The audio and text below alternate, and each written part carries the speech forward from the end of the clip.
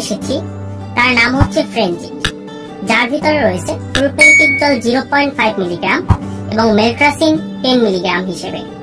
তো এই ফ্রেঞ্জিট ট্যাবলেটটি হয়তোবা অনেকেই খেয়ে থাকতে পারেন কিংবা অনেকেই এই ট্যাবলেটটি চিনে থাকতে পারেন। তবে আসলে এই ট্যাবলেটটি কিসের জন্য কাজ করে, এটির আসলে কার্যকারিতা কি সে সম্পর্কে আজকে আমরা বিস্তারিত জানবো।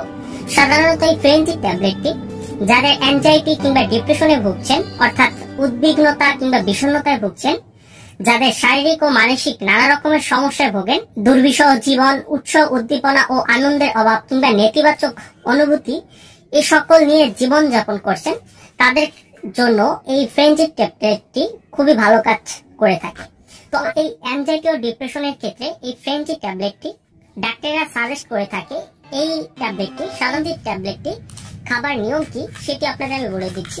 এই ট্যাবলেটটি সাধারণত বাজারজাত করে থাকে বেক্সিমকো ফার্মাসিউটিক্যাল লিমিটেড। ট্যাবলেটটি দেখতে পাচ্ছেন, এক পাতায় টোটাল 15টি ট্যাবলেট রয়েছে। তো এই ট্যাবলেট যারা প্রাপ্তবয়স্ক রয়েছেন তারা প্রতিদিন 2টি ট্যাবলেট, একটি সকালে ও একটি দুপুরে খেতে পারেন। রোগের তীব্রতা যদি বেশি হয় তাহলে 2টি ট্যাবলেট সকালে একবারে খাওয়া যেতে পারে এবং বৃদ্ধদের ক্ষেত্রে শুধুমাত্র একটি ট্যাবলেট সকালে খেতে পারবেন।